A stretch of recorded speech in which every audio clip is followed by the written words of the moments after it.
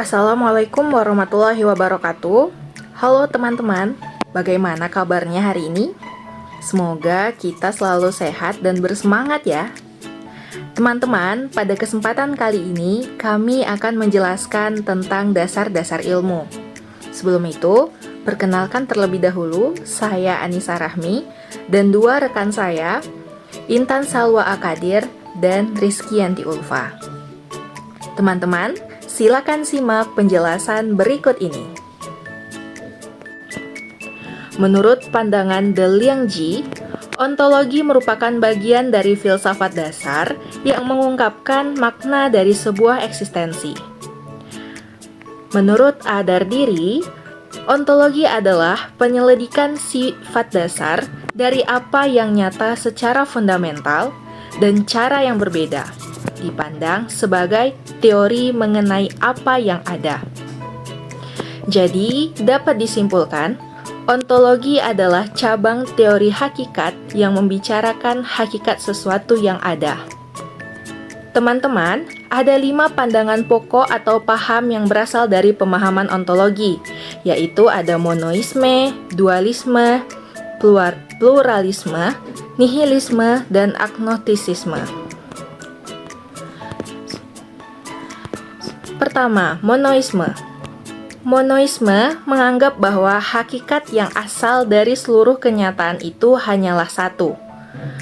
Paham monoisme ini terbagi dalam 2 aliran, yaitu materialisme yang menganggap bahwa sumber yang asal adalah materi dan bukan rohani, dan idealisme yang menganggap bahwa hakikat realita yang beraneka ragam itu seluruhnya berasal dari roh atau sukma. Yang kedua adalah dualisme. Aliran ini mencoba memadukan antara 2 paham yang saling bertentangan, yaitu materialisme dan idealisme. Paham ini percaya bahwa hubungan antara materi dan rohani menciptakan kehidupan dalam alam ini. Yang ketiga, pluralisme. Aliran ini berpandangan bahwa kenyataan di alam tersusun dari banyak unsur. William James berpendapat tidak ada kebenaran yang mutlak, berlaku umum, tetap, berdiri sendiri, dan lepas dari akal yang mengenal. Yang keempat, nihilisme. Paham ini tidak mengakui validitas alternatif positif atau tidak percaya pada nilai-nilai. 5. Agnostisisme. Paham yang mengatakan bahwa manusia tidak mungkin mengetahui hakikat sesuatu di balik kenyataannya. Paham ini merupakan paham pengingkaran atau penyangkalan terhadap kemampuan manusia mengetahui hakikat benda materi maupun rohani. Baik teman-teman, sekian penjelasan tentang ontologi. Selanjutnya akan dijelaskan oleh rekan saya, Intan Salwa Akadir. Kepadanya disilakan. Baiklah, pembahasan selanjutnya mengenai epistemologi. Menurut bahasa Yunani, kata epistem adalah pengetahuan, sedangkan kata logos adalah ilmu. Menurut Hardono Hadi, epistemologi adalah cabang filsafat yang mempelajari dan mencoba menentukan kodrat dan skop pengetahuan, pengandaian dan dasarnya, serta pertanggungjawaban atas pernyataan mengenai pengetahuan yang dimiliki. Adapun menurut Hamlin, sebagai cabang filsafat yang berurusan dengan hakikat, dengan ruang lingkup pengetahuan, dasar dan pengandaian, serta secara ini dapat diandalkannya sebagai penegasan bahwa orang memiliki pengetahuan. Jadi, epistemologi adalah bagian dari filsafat yang membicarakan tentang terjadinya pengetahuan, sumber pengetahuan, asal mula pengetahuan, batas-batas, sifat, metode, dan kesahihan pengetahuan.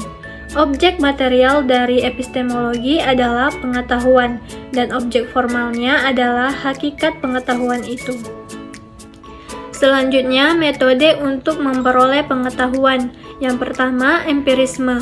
Manusia memperoleh pengetahuan melalui pengalamannya.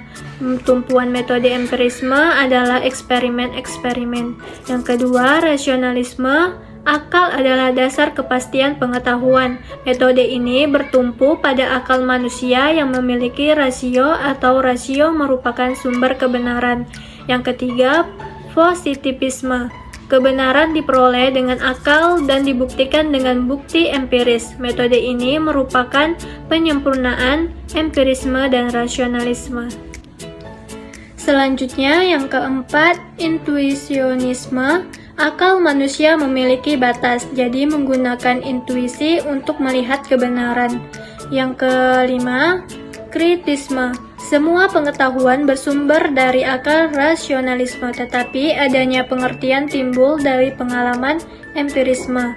Yang keenam, idealisme. Suatu aliran yang mengajarkan bahwa hakikat dunia fisik hanya dapat dipahami dalam kaitan dengan jiwa dan roh. Yang ketujuh, dialektis, tahap logika yang mengajarkan kaidah dan metode, penuturan serta analisis sistematik untuk mencapai apa yang terkandung dalam pandangan. Yang terakhir, ilmiah. Untuk memperoleh pengetahuan dilakukan dengan cara menggabungkan pengalaman dan akal pikiran sebagai pendekatan bersama dan dibentuk dengan ilmu. Baiklah, selanjutnya saya akan menjelaskan tentang aksiologi. Pengertian aksiologi. Menurut bahasa Yunani, aksiologi berasal dari kata aksios yang berarti nilai dan logos yang berarti ilmu.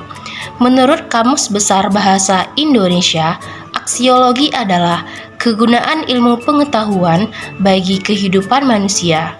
Kajian tentang nilai-nilai khususnya etika. Selanjutnya, menurut Encyclopedia of Philosophy, aksiologi adalah value, nilai sebagai kata benda abstrak, kata benda konkret maupun kata kerja. Selanjutnya, menurut Surya Sumantri, aksiologi adalah teori nilai yang berkaitan dengan kegunaan pengetahuan yang diperoleh. Pengertian aksiologi selanjutnya yaitu menurut Wibisono. Aksiologi berpandangan bahwa nilai merupakan hak tolak ukur kebenaran, etika, dan moral sebagai dasar penelitian dan penerapan ilmu. Selanjutnya, menurut Katzoff, aksiologi sebagai ilmu pengetahuan yang menyelidiki hakikat nilai yang umumnya ditinjau dari sudut pandang kefilsafatan. Jadi, aksiologi merupakan ilmu tentang nilai. Maksudnya, teori tentang nilai. Nilai yang dimaksud di sini yaitu sesuatu yang dimiliki manusia untuk melakukan berbagai pertimbangan tentang apa yang dinilai. Selanjutnya, Lingenfeldt berpendapat bahwa aksiologi terdiri atas dua hal utama, yaitu etika dan estetika. Yang pertama, etika. Etika di sini merupakan bagian filsafat, penilaian yang membicarakan perilaku orang. Sedangkan estetika merupakan bagian filsafat tentang nilai dan penilaian yang memandang karya manusia dari sudut indah atau jelek.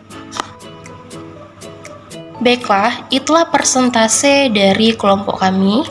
Jadi dapat disimpulkan bahwa ontologi di sini membahas tentang apa yang ingin diketahui mengenai teori tentang kebenaran. Kemudian, epistemologi membahas mengenai bagaimana proses pengetahuan. Sedangkan aksiologi membahas mengenai nilai yang berkaitan dengan kegunaan atau manfaat dari pengetahuan yang telah diperoleh. Demikianlah persentase dari kelompok kami dan saya akhiri dengan wassalamualaikum warahmatullahi wabarakatuh.